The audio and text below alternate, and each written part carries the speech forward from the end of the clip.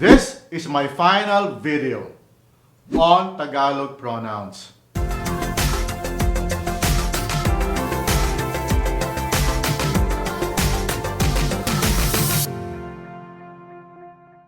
Kumusta po kayo? My name is Jay. Welcome back to my channel, the channel that is dedicated in guiding you in your journey in learning a beautiful language, Tagalog, the language of the Philippines. This video is a continuation of our discussion on that extra Tagalog pronoun, Kitá. That is hard to place and not part of the three Tagalog pronoun groups. Kitá is a unique pronoun that is used only in the second person singular. That is, a speaker talking directly to one person and referring to that one person only. Kitá equates to you by me, to you from me to you, and you are mine. Therefore, Kitá has the elements of I, me, my, and you in one personal pronoun. There are four instances when to use Kitá. These are when expressing relationship with a second person, when expressing an action towards a second person, when expressing an emotional action towards a second person, and when expressing togetherness with a second person. In the last video, I have talked about Kitá as it is used in expressing an emotional action towards a second person. We have learned of this very simple sentence pattern, the verb plus Kitá pattern. For example, mahal kita, I love you. Gusto kita, I like you. Kailangan kita, I need you. If you have missed that, be sure to check it out. The link is in the description box down below. In this video, we are going to talk about how to use Kitá in expressing togetherness with a second person. Tara, simulan na natin. We have sentence patterns we will use to express togetherness with a second person. These are noun plus Kitá and adjective plus Kitá. So that's a noun or an adjective preceding Kitá. When using Kitá as the personal pronoun to express togetherness between the speaker and the listener, you can subdivide this condition into three states. These are the state of being together in the same space, the state of being physically together, and the state of being emotionally together. Bibigyan ko kayo ng mga halimbawa. Here are some examples. Let's start with the state of being together in the same space. Like, kasama kita.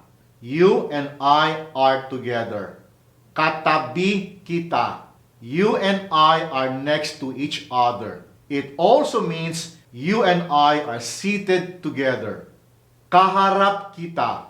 You and I are facing each other. Katalikuran kita. You and I have our backs against each other.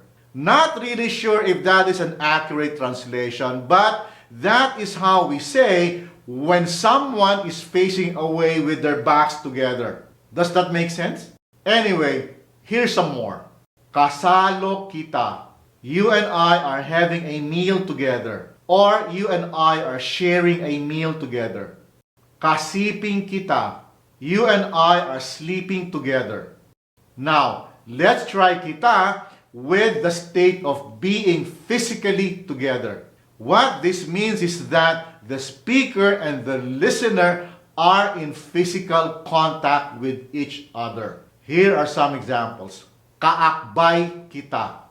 You and I have our arms around each other. Kayakap kita. You and I are in an embrace. Kahalikan kita. You and I are locked in a kiss. Well, I can't think of any other examples. Of course, there are other forms of physical contacts. But to say those, you use other Tagalog personal pronouns, which we have talked about in previous videos. Let's move on. Now, let's try kita with the state of being emotionally together. Here goes. Kabati kita. You and I are friendly to each other. Kadaupang palad kita, which also means you and I are friendly to each other. Literally, this means that you and I have our palms together. And if you have your palms together, you are friendly to each other. Got it? Let's move on. Kasundo kita. You and I are in agreement. Kaniig kita. You and I are in an intimate conversation. This phrase is seldom used though. Basta kasama kita. As long as you and I are together. Or, all I want is you and I are together. Basta comes from the Spanish basta, which means enough. However, in Tagalog, the meaning has changed into a strong and explicable desire. Basta kasama kita contextually means I don't care, I have a strong and explicable desire for you and I to be together. Got it? Interesting, no? Let's move on. Sana katabi kita. I wish you and I are next to each other. Or I wish you and I are seated next to each other.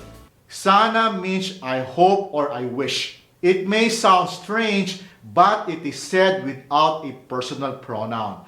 And it is also said from the point of view of the first person. Mental note, I am gonna make a video on sana.